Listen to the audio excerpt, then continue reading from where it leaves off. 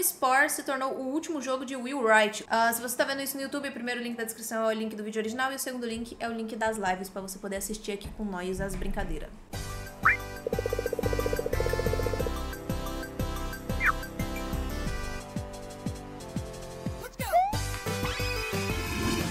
Acho muito bonitinho, inclusive.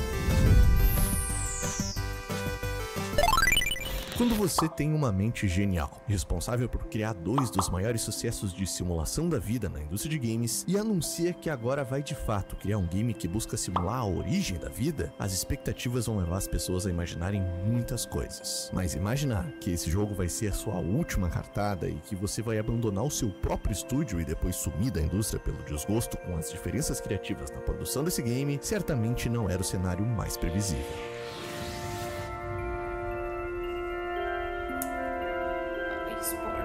Olá, pessoas que habitam os confins da internet, aqui quem fala é o Tucas, e quando eu comecei a escrever o tema desse vídeo, ele era exclusivamente sobre Spore. Mas como basicamente tudo que eu faço pro canal, eu começo a escrever sem... O Spore, o logo do Spore é aqui pequenininho, ó, TM.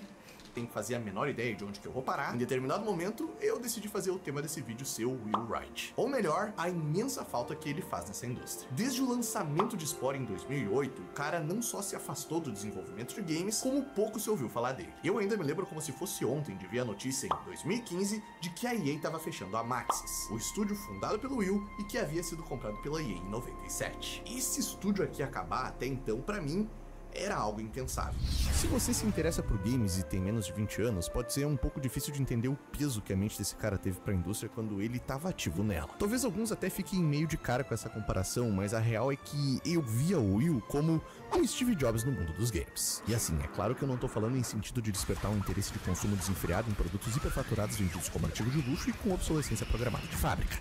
Mas sim em sentido da busca incessante pelo disruptivo. A sede de desenvolver criações que fazem algo que antes era só imaginação se tornar entretenimento pra todo mundo.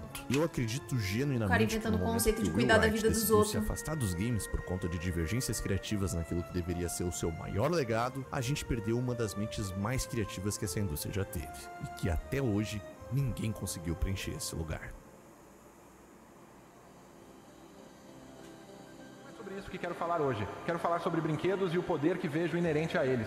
As pessoas me chamam de designer de jogos, mas eu realmente penso nessas coisas mais como brinquedos. Mas comecei a me interessar muito por Marie Montessori e seus métodos e a maneira como ela lidava com as coisas e como ela considerava muito valioso que as crianças descobrissem as coisas por conta própria. A Maria foi uma educadora médica e pedagoga italiana, conhecida pelo método educativo que desenvolveu e que ainda é usado até hoje em escolas públicas e privadas do mundo afora. Destacou a importância da liberdade, da atividade e do estímulo para o desenvolvimento físico e mental das crianças. Ok, basicamente, ao invés de você explicar sobre um formigueiro, você joga a criança em um formigueiro, entendi. De serem ensinadas de forma evidente. E ela criava esses brinquedos em que as crianças, ao brincar com eles, acabavam entendendo esses princípios profundos da vida e da natureza por meio da brincadeira. E como elas descobriam essas coisas, isso as prendia muito mais. Além disso, elas experimentavam seus próprios fracassos. Havia um aspecto de aprendizado baseado em falhas que era muito importante. Por isso, considero os jogos que faço mais como brinquedos Montessori modernos. E realmente quero que eles sejam apresentados de uma forma em que as crianças possam explorar e descobrir seus próprios princípios. E isso me levou à astrobiologia, que é o estudo da possibilidade de vida no universo. E depois a equação de Drake, que é a probabilidade de surgimento de vida em planetas. Quanto tempo ela pode durar, quantos planetas existem, coisas assim. Comecei a observar o quão interessante era a equação de Drake, porque ela abrangia todos esses assuntos diferentes. Física, química, sociologia, economia, astronomia. E outra coisa que me impressionou muito, há muito tempo, foi Powers of Ten, o filme de Charles Murray Eames. Comecei a juntar os dois e a pensar, será que eu poderia construir um brinquedo em que as crianças pudessem viajar por todos esses princípios interessantes da vida, como ela existe e como será no futuro, coisas... A nossa sociedade parou lá na fase das cidades, ela morreu ali. Infelizmente, a gente, como sociedade, não conseguiu evoluir mais do que isso. Então, eu realmente aprendi com os meus fracassos. O capitalismo não tá com nada no Spore. Foi brincar com o brinquedo e entendeu a verdade da própria existência, que veio da hora, tá? Ela é irada. Eu também acho realmente que a gente tem que começar a atacar a criança em formigueiro pra poder elas aprenderem o que é um formigueiro. Como é que elas vão saber o que é um hematoma se elas nunca tiverem... Em que você poderia viajar por coisas como o paradoxo de Fermi, o princípio antrópico, a origem da vida. Por isso, hoje vou mostrar um brinquedo no qual tenho trabalhado e que, acima de tudo, considero uma espécie de brinquedo filosófico. Esses são alguns trechos de uma das várias palestras que o Will deu falando a respeito de Spore, nos cerca de 7 anos que o jogo ficou em desenvolvimento. É óbvio que o que ele promete entregar aqui empolga. Eu queria saber só por que ele tá com um braço robótico, é normal? Atenção que o projeto recebeu, mas a real é que, além disso, até aqui, as pessoas tinham zero motivos para duvidar do Will Wright. Ele fundou o seu estúdio, a Maxis, em 87, e apesar dele já ter feito alguns jogos menores antes, a Maxis foi criada para, com os investimentos de um sócio, o Will conseguir publicar a primeira versão de nada mais nada menos que SimCity. E convenhamos que o seu estúdio nascer para o primeiro lançamento ser essa paulada aqui é simplesmente épico. Os games da Maxis sempre tiveram o PC como plataforma-alvo, mas à medida que eles faziam sucesso ao longo dos anos, a empresa acabou tendo que quebrar muito a cabeça tentando deixar esses games jogáveis sem mouse e teclado, porque a demanda para esses games do console também era gigante. Games como The Sims 2 no PlayStation 2 e no Game Boy Advance são famosos por terem propostas de gameplay bem diferentes do original no PC. E isso foi assim desde o começo. Para vocês terem noção, o SimCity original teve um port muito bem recebido para o Super Nintendo. E recentemente descobriram até um protótipo bem avançado de um port de SimCity que estava sendo desenvolvido por videogame antecessor, o NES. Nossa, tava bonitinho. Dentre uma porrada de sequências de SimCity e outros games com Sim no título, a abreviação de simulação que é a principal característica dos games do Will, a Maxis foi fazendo seu nome e vendendo muito bem os seus jogos durante os anos 90. Só que um dos games que o Will tinha a ideia de criar desde 91 não inspirava muita confiança entre o conselho administrativo da Maxis, que não queria abrir mão e investir recursos da empresa nessa ideia. E mais surpreendente que a ideia desse game que os diretores não colocavam fé é de onde o Will tirou ela, e vocês não vão acreditar.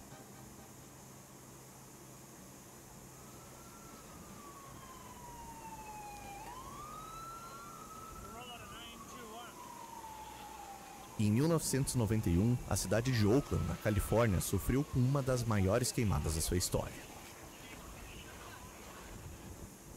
Por 3 dias, até ser controlado, o incêndio matou 25 pessoas, consumiu 1.500 acres e destruiu quase 3.000 casas. Mano. Cada um desses brilhos alaranjados que você está vendo agora é uma casa em chamas. Essas são casas que não serão salvas. Uma dessas casas era a do Will Wright. Mesmo estando num cenário de destruição e desolamento, perdendo a sua moradia e tendo que...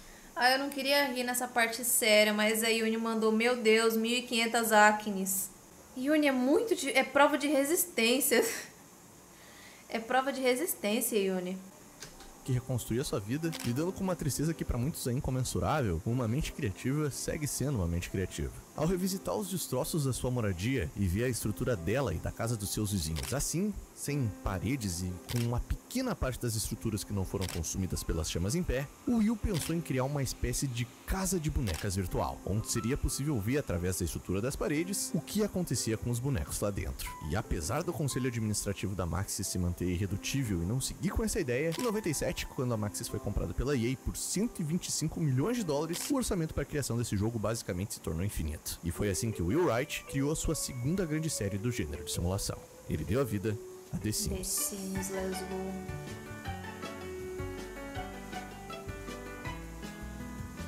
Quando você cria os personagens e projeta os ambientes, tudo é possível. The Sims é um jogo novo todo dia. É muito mais divertido brincar de boneca quando você pode tacar fogo na cozinha e sua mãe não te bater. A gente não tenha um jogo novo da série desde o 4, em 2014, que inclusive o Will Wright já não estava mais envolvido no desenvolvimento, The Sims dispensa introduções. A influência que esse jogo teve nos games, na cultura pop e o nicho que ele criou, até hoje não é atendido por mais ninguém.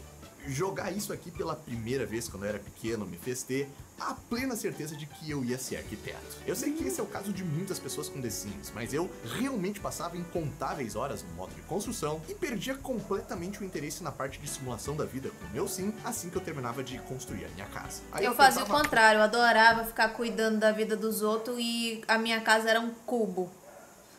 Durante muito tempo que eu tava jogando um mundo ali, eu jogo com as paredes abaixadas completamente, sabe? Aí um dia eu levantei elas pra colocar alguma coisa na parede e eu percebi que eu tava vivendo esse tempo todo com paredes sem pintura. E é por isso que meus sims estavam tristes. Ctrl Shift C, escrevia Motherload e partia a criar uma casa ainda maior com mais recursos. Essa trapaça faz muita falta na vida real. A ideia do Will, que literalmente surgiu das cinzas com o aporte financeiro da EA, virou que até hoje é uma das séries de games de maior sucesso de todos os tempos, com muitas expansões temáticas e milhões de cópias vendidas no mundo todo. Seja pro lado bom ou pro lado 12 ruim, pessoas vivendo dentro de um copo descartável. Olha só, eu não tenho culpa se a parte de construir é chata. Mentira, é chata pra mim, que não gosto de construir. Eu não gosto de construir nenhum jogo, gente. Acho chato. Não gosto de construir casas, edifícios, decorar lugares, porque eu não sou boa nisso. Eu não consigo construir nenhum lugar que eu vivo. O meu quarto é todo errado. É muito mais legal a parte de fazer os personagens, de brincar com a vida deles, colocar eles em situações lineares entre a vida e a morte, do que de fato construir uma casa, ou construir um quarto. Foi um cara revolucionário, já que ele não sabia o quanto que essa parada ia escalar, mas The Sims e o seu modelo de conteúdo capaz de modificar o jogo base vendido separadamente foi o carro-chefe para os primeiros modelos de DLCs. A quantidade de expansões que a série recebeu ao longo da sua história por muito tempo foram responsáveis por encher os cofres da EA. O Will conseguiu mais do que consolidar o seu nome na indústria, com 2 séries de sucesso absurdo. O cara conseguiu simular cidades, conseguiu simular a vida, e então a intenção dele passou a ser simular o surgimento dela. Nossa, Spore é muito bom. Até onde se sabe, a ideia de Spore também já estava com o Will há bastante tempo. A real é que alguns games antes dele também já deram uma arranhada nesse tema de evolução e desenvolvimento de espécies. Mas é claro que com limitações gráficas e de programação na sua época. O fato é que o Spore começou a ser desenvolvido mais ou menos ao mesmo tempo que a primeira expansão online de The Sims, lá por 2001. Ou seja, o cara mal tinha lançado uma master peça e já tinha partido para trabalhar em outra. E assim, esse papo acaba indo mais uma vez pro lado da sua idade para entender o impacto da informação na época dela. Mas as primeiras demonstrações de Spore, ainda em fase super inicial, onde o Will mostrou as funções mais básicas do jogo, como a criação de criaturas e o comportamento delas, foi em 2005. Ver esse jogo acontecendo nesse ano, mesmo nesse estágio básico de desenvolvimento aqui, parecia uma mentira absurda. Mas a parada era real e pôde ser presenciada por todos que foram nessa palestra que o Will deu na GDC. Nossa, já tava muito perto do que ficou. Nossa, tinha sangue na brincadeira. Eu acho que ele quis deixar um pouquinho mais infantil depois, porque ele deve ter pensado, não, pera, eu tô fazendo brinquedos, né? Eu tô fazendo pras crianças isso aí. Deixa eu tirar essa paradinha aí que é assassinato e sangue, que eu acho que pega meio mal. Ano de 2005. E assim, foi engraçado pra mim tanto relembrar quanto jogar o Spore pra esse vídeo. Mesmo antes dele virar algo mais sobre o Will Wright, refrescar a memória não só com as coisas que o Spore se propôs, mas também com as coisas que ele conseguiu fazer, ainda causa a sensação de que esse jogo é mentira. Spore é tão diferente e foi feito há tanto tempo que nem parece real. Mas tudo bem, porque esse aqui é o primeiro vídeo do mês e abril literalmente começa com o dia da mentira. Então, nada mais justo do que esse jogo tá aqui. E falando em mentira, até quando você vai mentir pra si mesmo e admitir que a calvície chegou?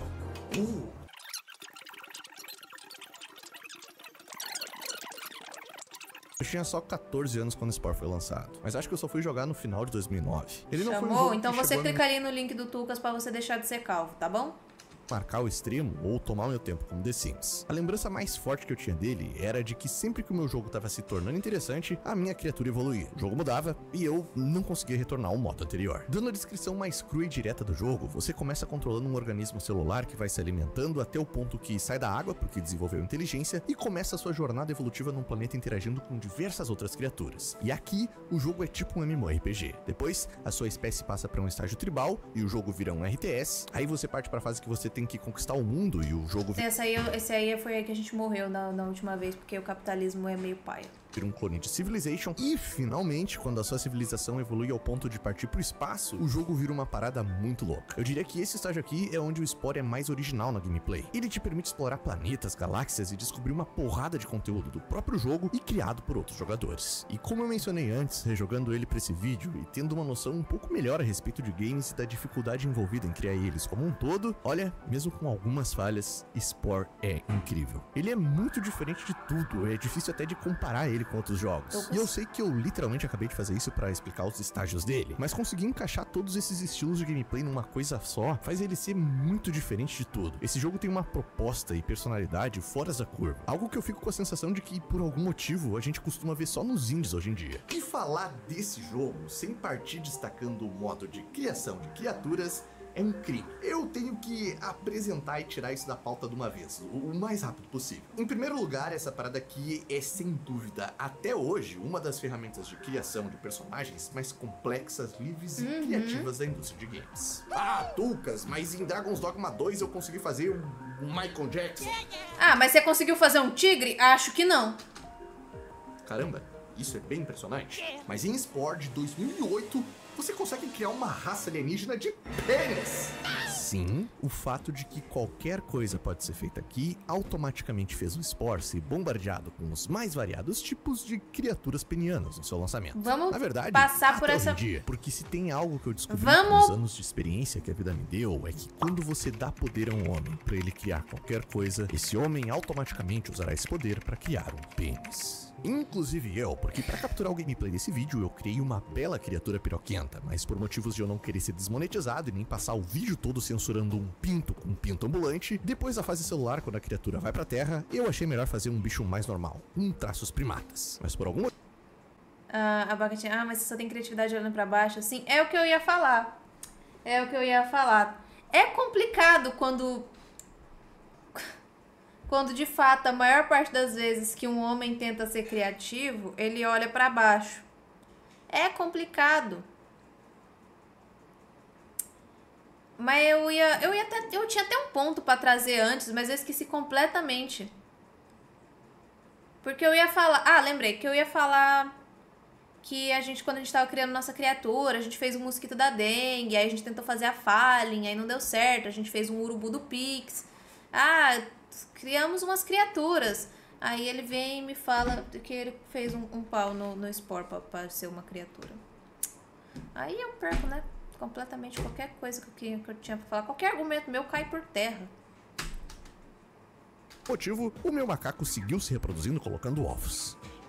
Foi aí que eu me lembrei de uma das principais críticas que o Spore recebeu na época que ele saiu. A venda de uma aparente falsa precisão científica. O Will falava muito nas suas palavras. Gente, é porque é meio feio, é meio assim, parir é meio feio. Aí ele achou que... ele costuma levar coisa de várias horas também. Tem gente que passa, tipo, mais de 10 horas num parto. Aí eu acho que ia ser meio feio. Um ovo é mais eficiente. Palestras de como ele era obcecado com teorias tipo o paradoxo de Fermi ou a equação de Drake. Esses estudos, inclusive, seriam as principais inspirações dele para a criação de Spore. E enquanto o jogo estava em desenvolvimento, ele sempre vendeu o Spore como uma simulação científica precisa da origem e evolução da vida. Mas na prática, todo esse escopo foi muito simplificado. Isso não necessariamente faz o jogo ser ruim, longe disso. Mas o lance é que a abordagem do Will durante as palestras e demonstrações, que querendo ou não serviram como marketing pro jogo, criaram um hype entre as pessoas que viam ele indo pra um lado mais científico. E que, convenhamos, não foi lá muito bem atendido. Mas... o jogo é mais brincadeirinha, você se diverte ali. Simplificar o processo da luz pra pesar menos no PC também, imagina um minigame pra nascer. Ou então... podia só fazer, tipo, uma mamãe e vários filhotinhos do lado dela. Aí você já presume que ela deu à luz a esses vários filhotinhos. Acho que também funciona. Isso também não impediu de maneira alguma que o Spore formasse uma comunidade gigante e duradoura, que até hoje segue jogando e criando conteúdo aos montes pro game. Pra vocês terem noção, o site do Spore tá lá, no ar e ativo, recebendo criações de jogadores do mundo inteiro, e no momento que esse vídeo foi feito, tá somando 191 milhões de criações. O plot twist em relação à expectativa da precisão científica do jogo, que no fim acabou sendo algo muito mais leve, com uma pegada até que bem infantil, é que o Will Wright não era um cara que tava fazendo um marketing da boca pra fora nas palestras e demonstrações do game. Ele realmente queria criar um jogo com precisão na abordagem científica, tanto em relação ao comportamento das criaturas, quanto em relação aos gráficos do game, que deveriam ser mais sérios e explícitos. O que rolou é que a direção da EA interferiu e muito na produção. Os caras forçaram a mão para deixar as criaturas mais fofas e o jogo mais leve em relação ao seu conteúdo. Tudo para garantir que ele recebesse esse selo aqui e toda criança pudesse jogar Spore. E ter a sua visão de criador censurada pelo setor de marketing no projeto projeto que até então seria a sua maior criação foi justamente o que fez o Will se alojar desse mercado e ficar desligado da indústria de games por mais de 10 anos. E mais do que nunca, o que fez eu definitivamente mudar o assunto desse vídeo de Spore para Will Wright foi descobrir o que aparentemente encerrou esse período de hiato do Will do desenvolvimento de games. Um jogo no metaverso. Pra vender NFTs. Não é piada, mas eu gostaria que fosse. Porque agora vai ser impossível fazer o fim desse vídeo não ser melancólico. Em outubro de 2022... ele se vendeu ao capitalismo! Não! Desliguei meu monitor e machuquei meu pulso. O Will Wright apareceu nesse vídeo como porta-voz da... Gala Games. Por que ele parece um pouco Jaiminho? Seguimos. Belo nome. Anunciando o Voxverse, um novo projeto em que ele tá trabalhando. Nesse trailer de 6 minutos que eu assisti 2 vezes e não consegui entender porra nenhuma de como esse jogo funciona, ele usa muitas palavras-chave que deixam os Crypto Bros animados, como metaverso, criptomoedas, NFTs e economia social interativa. Mano, essa porra desconecta de novo, é porque eu puxei o cabo com o pé. Metaverso. A parada foi anunciada há 2 anos, tentando surfar no hype e captar investimentos com o nome do Will Wright envolvido no projeto. Não tem nenhum footage de gameplay. Eu não consegui encontrar nenhum update do jogo no site da empresa, e se fosse pra apostar, eu apostava todo o meu dinheiro que essa porra aqui nunca vai ver a luz do dia. Partindo do ponto que ou você morre como herói ou vive o suficiente pra vender NFT no metaverso, eu torço de verdade para que essa parada aqui seja só o Will Wright tentando pagar alguns boletos, assinando a participação e disponibilizando o nome dele pra galera desse estúdio aqui por uma boa grana, pra poder dizer que ele tá participando do projeto. Afinal, todo mundo que sabe o que ele já criou, vendo que ele tá participando aqui, com certeza vai gerar alguns cliques para esse projeto flopado. Mas eu também espero de verdade, depois de tudo que eu falei aqui, que um jogo no metaverso não seja a última parada que eu vou ver a mente desse cara trabalhando. Quem sabe com uma empresa querendo lançar um jogo de verdade, investindo, ele não possa lançar mais uma masterpiece, dessa vez com liberdade total, ao contrário do que aconteceu com Spore. Mas e aí, você também sente falta do Will Wright, das ideias dele, dessa indústria? Eu peço todos os dias para Papai do Céu jogando um jogo dele. por Spore 2. Embaixo nos comentários. Aí ele me deu NFT. Spore, porque eu comprei todas as expansões do jogo na GOG, menos, é claro, Darkspore. Mas enfim, a gente ainda provavelmente vai ter um vídeo dedicado só pra esse jogo aqui no canal. Quero aproveitar para agradecer de coração os apoiadores do canal que estão aparecendo aqui na telinha do lado e que viabilizam a produção desse e outros vídeos do canal. Importante, a nossa campanha do Apoia-se está perto de completar 2 anos de existência. No momento que eu tô fazendo esse vídeo, eu tô com 146 apoiadores. Para poder comemorar essa data de uma parada que é super importante para eu me manter, quando a campanha atingir 200 apoiadores, eu vou sortear R$450 em gift cards para qualquer plataforma da sua preferência. Então apoia aí o canal com qualquer valor a partir de R$13 e boa sorte. Aqui quem fala é o Tulcas, me segue lá no Instagram e no Twitter, e a gente se encontra num próximo vídeo. Tchau! Basicamente, a razão pela qual faço brinquedos como esse é porque acho que se há uma diferença que eu poderia fazer no mundo, é que eu gostaria de alguma forma, dar às pessoas uma calibração um pouco melhor do pensamento de longo prazo, porque acho que a maioria dos problemas que nosso mundo enfrenta agora é resultado do pensamento de curto prazo e do fato de que é tão difícil para nós pensarmos em 50, 100 ou 1000 anos. Acho que dar brinquedos como esse às crianças e permitir que elas reproduzam dinâmicas de longo prazo em curto prazo e tenham uma noção do que estamos fazendo agora e como será daqui a 100 anos, é provavelmente a coisa mais eficaz que posso fazer para ajudar o mundo. Obrigado. Ai, foi lá e fez NFT. Oi, que coisa. Oi, que engraçado. Bom, mas pelo menos talvez ele tenha desenvolvido nosso pensamento a não comprar, sei lá. Acabou o vídeo.